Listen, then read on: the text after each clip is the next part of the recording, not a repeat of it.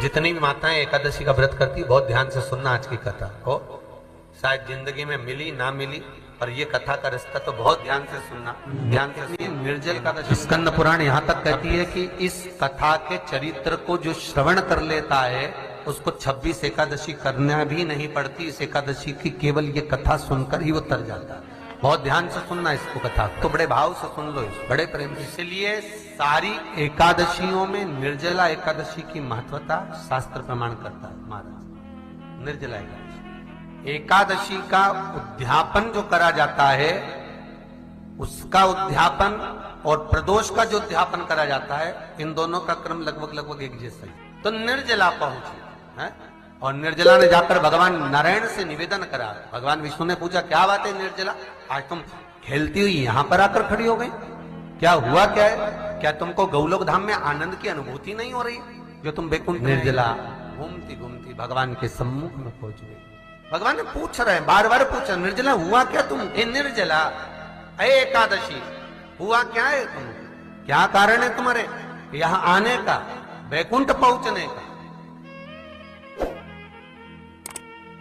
बहुत ध्यान देना महाराज। शास्त्र कहता है सोमवार, मंगलवार, बुधवार, गुरुवार, शुक्रवार, शनिवार, ये देवता वो देवता सबके व्रत कर लो, सारे व्रत कर लो, पर ये व्रत आपको परमात्मा के धाम तक लेकर नहीं जा सकते, क्योंकि इनका जो पुण्य है वो मृत्यु लोक में आप थोड़ा सा भी व्रत करते हैं तो पुण्य समाप्त हो जाए। हिंदू धर्म के 3 व्रत ऐसे बता दिए जिन व्रतों का पुण्य समाप्त नहीं हुआ। हिंदू धर्म के 3 व्रत ऐसे हो गए जिनका पुण्य समाप्त नहीं हुआ महाराज, जिनका पुण्य प्रबलता में बढ़ता गया। पहले नंबर पर एकादशी, दूसरे नंबर पर प्रदोष और तीसरे नंबर पर शिवरात्रि। एकादशी भी 26 है तो प्रदोष भी जम के बोलते जाओ 26 है, शिवरात्रि केवल 12, और अगर अधिक मास की पड़ जावे तो ये, और अधिक की आय सो 13 है। तो यहां शास्त्र कह रहा है कि 3 व्रत हमारे यहाँ जिनका पुण्य समाप्त नहीं हुआ, जिनका पुण्य प्रबल हुआ, बड़ा, इसलिए आज भी माता एकादशी का व्रत करती है। और एकादशी का व्रत कर कर अगर कोई जीवात्मा को देते हैं, कोई मर भी गया तो उसको एकादशी का दान देते हैं। एकादशी का उसको दान किया है। महाराज निर्जला खड़ी है, पूछा क्यों आई है, क्या कारण? निर्जला आई तब लक्ष्मी मैया उठकर निर्जला के करीब में, निर्जला बहुत सरल थी निर्जला। कहते हैं कामा एकादशी सबसे लंबी है। कौन सी एकादशी? कामा। फिर मोक्षदा उससे नीची है महाराज, और निर्जला जो है बिल्कुल छोटा स्वरूप है। निर्जला का मतलब देखा जाए तो केवल 2 चोटी करी हुई है। मस्तक पर भोर लगा हुआ है निर्जला के, माथे पर बिंदी लगी हुई है निर्जला के, सुंदर गले में तुलसी की मालाएं पहनी है निर्जला, हाथ में जो हथ फूल जैसी माताएं पहले पहनती थी, आपको ध्यान में होगा, ऐसा बड़ा फूल होता था, अंगूठियां पड़ी होती थी, हाथ में ऐसा लगा रहता है। तो निर्जला हथ फूल भी तुलसी के धारण, बड़ा सुंदर स्वरूप है माता निर्जला का महाराज। छोटी है। माता लक्ष्मी उनके पास में गई और निर्जला से जाकर पूछा, निर्जला तेरे आने का कारण क्या है, तू बता। नारायण आपसे पूछ रहे हैं कि क्यों आई हो, किस लिए आई हो, क्या है तुम्हारे आने का कारण? निर्जला ने कहा, मेरी विनती केवल इतनी सी है मां, कि मैं ये चाहती हूं कि मैं जीव के प्राण छूटने के बाद उसके प्राणों को जिस समय मैं लेकर जीवात्मा के प्राणों को परमात्मा तक भेजूं, बैकुंठ तक भेजूं, गौलोक धाम तक भेजूं, उस बीच में मुझे ले जाते समय कई नरक भी बीच में पड़ेंगे, कई स्थान ऐसे बेतरनी आदि आदि स्थान बीच में आएंगे, तो वो स्थान में मुझे रोका ना, मैं सीधे भगवान के धाम पहुंच जाऊं। ऐसी कृपा, ऐसी दया। स्कंद पुराण यहां तक कहती है कि इस कथा के चरित्र को जो श्रवण कर लेता है उसको 26 एकादशी करना भी नहीं पड़ती। इस एकादशी की केवल ये कथा सुनकर ही वो तर जाता है। बहुत ध्यान से सुनना इसको, कथा को। सबसे पहला नियम एकादशी व्रत का, सबसे पहला नियम है कि आप जिस दिन व्रत करो उसके एक दिन पहले भक्ति का संचार इस हृदय में करो। भक्ति का संचार इस हृदय में कर लीजिए। जिस दिन आप व्रत करो, जैसे एकादशी का व्रत कर रहे हो, तो दशमी के दिन शाम का समय जब आवे, रात्रि जब होने लगे, शाम का समय आवे, और रात्रि का आप जब भोजन ग्रहण करो, तो उस भोजन में कोई ऐसा पदार्थ ग्रहण मत करिए जिस पदार्थ के कारण आपकी एकादशी बिगड़ जाए। कोई बेकार भोजन में ग्रहण नहीं, श्रेष्ठ भोजन ग्रहण करिए। और एकादशी का दूसरा नियम बहुत ध्यान से सुनिएगा। जिस दिन आपकी एकादशी का व्रत हो, उस दिन प्रयास करिएगा कि अपने हाथ से किसी भी वृक्ष की कोई पत्ती टूटे ना। अपने हाथ से किसी भी वृक्ष की, पौधे की, किसी भी वृक्ष की पत्ती अपने हाथ से ना टूटे। बहुत ध्यान दीजिएगा महाराज। एकादशी का ये दूसरा नियम है कि अपने हाथ से किसी पौधे की, किसी वृक्ष की, किसी डाली की कोई पत्ती ना टूटे, इसका प्रयास करिए। कितना सुंदर व्याख्यान कहा है, कितना सुंदर वर्णन है महाराज कि मात्र एकादशी का व्रत कर लेने पर, मात्र एकादशी का व्रत कर लेने, जो पूर्व में किया गया हमारा पाप कर्म है, हमने किसी जीव की हत्या करी है, हमने किसी को कष्ट प्रदान करा है, हमने किसी को अपशब्द कहा है, हमने किसी को ताने दिए, हमने किसी को आड़ा टेढ़ा कहा है, हमने किसी को गालियां दे दी है, मात्र एकादशी का व्रत ही कर लेने पर ये सारे जो दोष हैं वो समाप्त हो जाए। सारे दोष हमारे समाप्ति पर है। अब एक विचार करिएगा थोड़ा सा अपने मन में, अपने चित्त में, अपनी वृत्ति में एक बात उतारिएगा। एक अपने मन में एक बात को उतार कर रखिएगा कि आप अपने पाप को, अपने पाप कर्म को जिस दिन छिन्न करने वाले हो, समाप्त करने वाले हो, अपने पाप को आप जिस दिन समाप्ति पर लेकर जा रहे हो, तो उसके एक दिन पहले आपको प्रसन्नता होना चाहिए कि नहीं होना चाहिए कि कल मेरा पाप कटने वाला है, कल मेरा पाप समाप्त होने वाला है। जो मैंने पाप कर्म करा है वो समाप्त होगा, जो मैंने पाप कर्म करा है वो कल समाप्त हो जाएगा। तो एक दिन पहले आपके चेहरे पर प्रसन्नता हो कि ना हो, और चेहरे पर वो प्रसन्नता आपके आना चाहिए कि कल मेरा एकादशी का व्रत है, आज दशमी है, कल एकादशी का व्रत है, तो कल मेरी जब एकादशी का व्रत रहेगा तो मेरा ना जाने कितना कितना पाप, कितना असत्य, कितना झूठ, कितना प्रपंच वो समाप्त हो जाएगा। इसमें मुझे प्रसन्नता हो, इसमें मुझे आनंद। तो क्या कहा गया कि प्रयास करिएगा कि एकादशी के दिन कोई वृक्ष की, कोई डाली की, कोई कोपल की कोई पत्ती ना तोड़ी जाए। क्यों? तो कहा अगर उस पत्ती को हम तोड़ देते हैं, वृक्ष की पत्ती को या क्यारे में लगी हुई कोई डाली की पत्ती को हम तोड़ देते हैं, तो एकादशी का पुण्य फल प्राप्त नहीं होता, एकादशी का कोई फल हमारे खाते में नहीं जाता, पुण्य फल प्राप्त। अब फिर भले तुम चाहे तुमने मोरधन खाया हो, चाहे तुमने फिर चिप्स खाई हो, चाहे तुमने फिर व्रत का कितना ही सामान खा गए हो और तुमने सोचा कि आज मेरी एकादशी है, तो फिर उसका कोई फल प्राप्त नहीं है, उसका कोई सुख प्राप्त नहीं है आपको, फिर उसका कोई आनंद प्राप्त नहीं है आपको, फिर उसमें कोई आनंद की अनुभूति आपको नहीं। तो याद रखिए, गौदान और एकादशी, श्रीमद वल्लभाचार्य जी ने मायावत का खंडन करा था जगन्नाथपुरी में, और श्रीमद वल्लभाचार्य जी ने कहा था एकादशी मरने के बाद मत दो, एकादशी जीते जी दो। कहा था कि नहीं कहा था? जीते जी दान करिए। इसलिए जगदीश में, जगन्नाथपुरी में एकादशी उल्टी लटकी हुई है। करें आपने दर्शन? जगदीश में एकादशी को उल्टा लटकाया। क्यों? क्योंकि वल्लभ ने कहा कि एकादशी जीते जी दो। कई पंडितों कहते हैं तुम्हारे दादाजी मर गए, जब 12वें का दिन होता है ना तो पंडित जी संकल्प छुड़ाते हैं, दो एकादशी। बड़े बेटे ने 5 दे दी, छोटी बहू ने 3 दे दी, उसने 2 दे दी, उसने 2 दे दी। तो क्या तुम्हारे दादाजी भिखारी थे जो तुम्हारी एकादशियां लेकर? और तुम कौन होते हो दादाजी को एकादशी देने वाले? तुमने कौन सा इतने पुण्य कर लिए जो तुमने एकादशी दे दी? एकादशी के दान की महत्वता श्रीमद वल्लभाचार्य जी ने कहा कि कोई व्यक्ति अगर खटिया पर सड़ रहा है, पलंग पर तड़प रहा है, हॉस्पिटल में पड़ा हुआ है, तो निवेदन है कि उसको देखने जाओ तो अपनी करी हुई एकादशी में से 2 एकादशी का दान उसको तुरंत दे दो। क्यों? तो जिससे उसको मोक्ष मिल जाए, मरने के बाद नहीं। क्योंकि मरने के बाद तो वो 10वें के दिन, गरुड़ पुराण में लिखा 10 दिन तक जीवात्मा घर की अटारी पे रहती है। कितने दिन? 10 दिन। 10 दिन के बाद जीवात्मा चली जाती है। कहाँ जाती है? उसको जहां जाना है। 3 दिन में उसको भोग भोगना पड़ता है जीवात्मा को। 3 दिन नरक का भोग भोगती है, उसके बाद स्वर्ग का भोग भोगती है। 18 दिन में ये प्रोसेस पूरी हो जाती है। कितने दिन? 18 दिन। 18 दिन के बाद में उस जीवात्मा को धान के खेत में पटका जाता है। किसके खेत में? धान के, चावल के खेत में। इसलिए कहते हैं एकादशी के दिन चावल मत खाओ। कहते कि नहीं कहते? और क्या कहते हैं? द्वादशी के दिन चावल खाना जरूरी है। एकादशी का पालना करना है तो द्वादशी को चावल का 1 गिलास खाओ, तब द्वादशी को चावल खाओगे तो एकादशी लगेगी।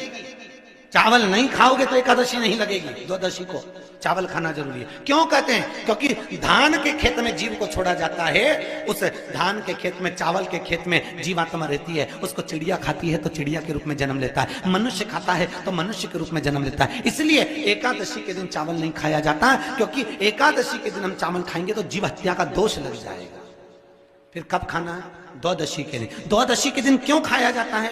क्योंकि हम एकादशी के व्रत करे रहते हैं और पहला घासा जब चावल का खाते हैं तो अपनी करी हुई एकादशी का पुण्य, जितने जीव हमारे मुंह में जाते हैं उनको उसका पुण्य मिल जाता है और उनका फिर जन्म नहीं होता, वो तर जाते हैं, उनको एकादशी का भाग मिल जाता है।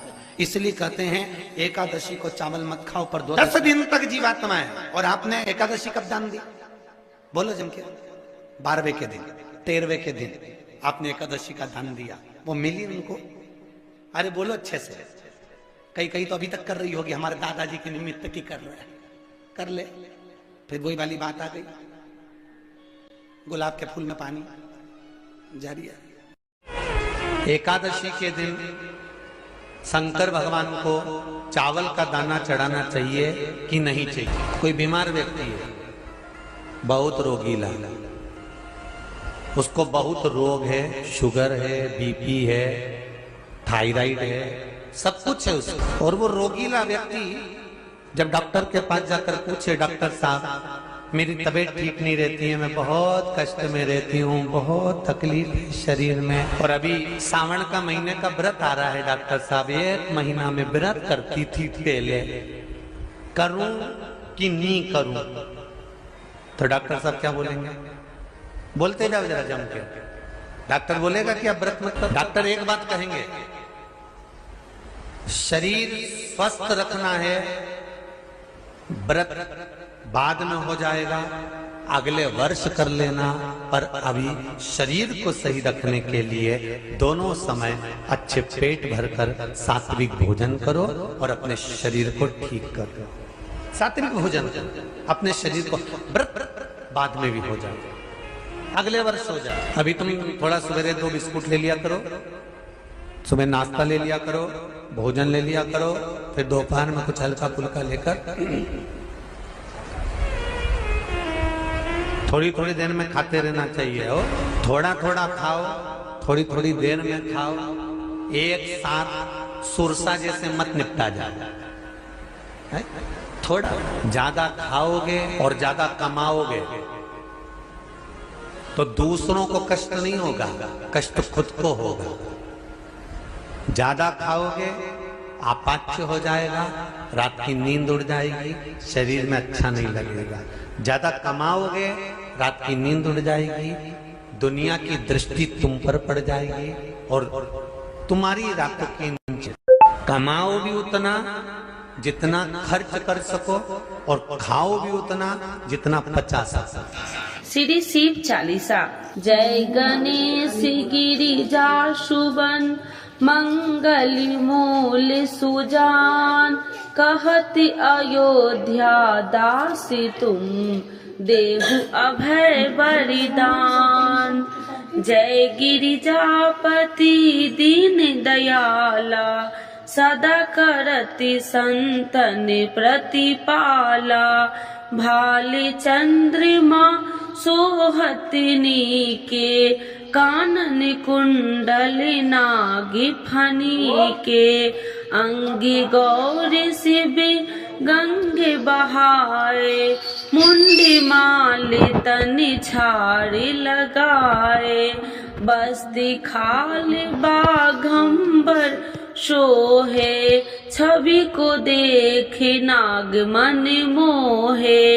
नैना मातु की हवे दुलारी, बामे अंग सोहत छवि न्यारी, कर त्रिशूल सोहत छवि भारी, करति सदा सतुरन छैकारी, नंदी गणेश सोहे तह कैसे, सागर मध्य कमल है जैसे, कार्तिक श्याम और गणराऊ, या छवि को कहीं जात न काऊ, देवन जब ही जाए पुकारा, तब ही दुखी प्रभु आप निवारा, किया उपद्रव तारकी भारी, देवन सब मिली तुम ही जुहाई, तुरन सरानन आप पठायो, लवनी में से महामारी गिरायो, आप जलंधर असुर संहारा, सुयसि तुम्हारा विदित संसारा, त्रिपुरासुर सन युद्ध मचाई, सब ही कृपा कर लीने बचाई, किया तपहि भागीरथी भारी, पूरब प्रतिज्ञाता सुपुरारी, दीनन मह तुम सबको नाही, सेवक स्तुति करत सदाही, वेद नाम महिमा तब गाई, अकथि आनंदी भेद नहीं पाई, प्रगति उडति मंथन में ज्वाला, जरत सुरासुर भय बिहाला, किन्हीं दयात करी सहाई, नीलकंठी तब नाम कहाई, पूजन राम चंद्र जब किन्हा, जीत के लंक विभीषण दिन्हा, सहस कमल में हो रहे धारी, किन्हीं परीक्षा तब ही पुरारी, एक कमल प्रभु राखहु जोई, कमल नयन पूजन चह सोई, कठिन भक्ति देखी प्रभु शंकर, भय प्रसन्न दिए इच्छित वर, जय जय जय अनंत अविनाशी, करत कृपा सबके घटवासी,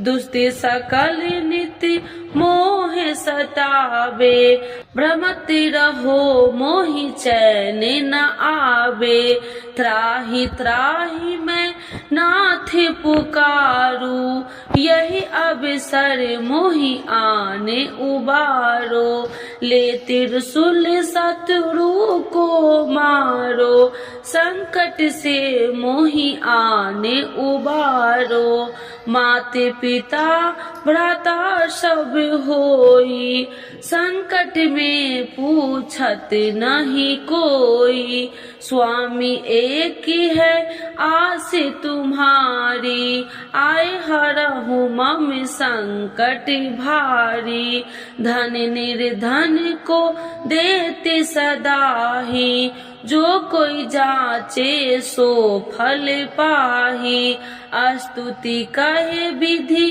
करे तुम्हारी, क्षमहु नाथ अब चूकी हमारी, शंकर हो संकट के नाशन, मंगल करन विघ्न विनाशन, योगी अति मुनि ध्यान लगावे, सारद नारद शीस नवावे, नमो नमो जय नमः शिवाय, सूर्य ब्रह्मादि की पार न पाए, जो यह पाठ करे मन लाई, तापर होती है शंभु सहाई, ऋनिया जो कोई हो अधिकारी, पाठ करे सो पावनिहारी, पुत्रहीन कर इच्छा जोई, निश्चय शिव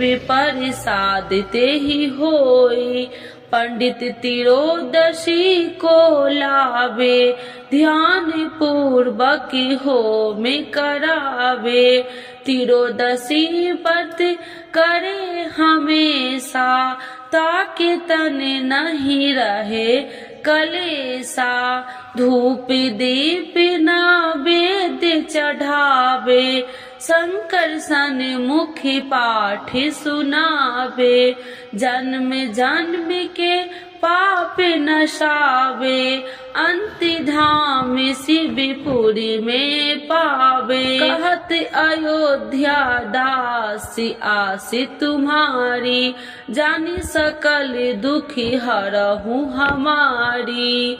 नित्य नेम कर प्रातः ही पाठ करो चालीसा, तुम मेरी मनोकामना पूर्ण करो जगदीश। माघ छठी हेमंत ऋतु, 164 जान, स्तुति चालीसा शिव ही पुण्य के कल्याण। आज के युग में शिव चालीसा पाठ व्यक्ति के जीवन के लिए बहुत महत्वपूर्ण है। शिव चालीसा की सरल भाषा के माध्यम भगवान शिव को आसानी से प्रसन्न किया जा सकता है। भक्त अपने जीवन में पैदा हुई कठिनाइयों और बाधाओं को दूर करने के लिए श्री शिव चालीसा का नियमित पाठ करते हैं। श्री शिव चालीसा के पाठ से आप अपने दुखों को दूर कर भगवान शिव को असीम कृपा प्राप्त कर सकते हैं। शिव चालीसा का पाठ हमेशा सुबह जल्दी उठकर स्नान करने के बाद करना चाहिए। भक्त प्रायः सोमवार, शिवरात्रि, प्रदोष व्रत, तिरोदशी व्रत एवं श्रावण के पवित्र महीने के दौरान शिव चालीसा का पाठ किया जाता है। तो एक बार बोलिए प्रेम से शिव जी की जय, माता पार्वती की जय।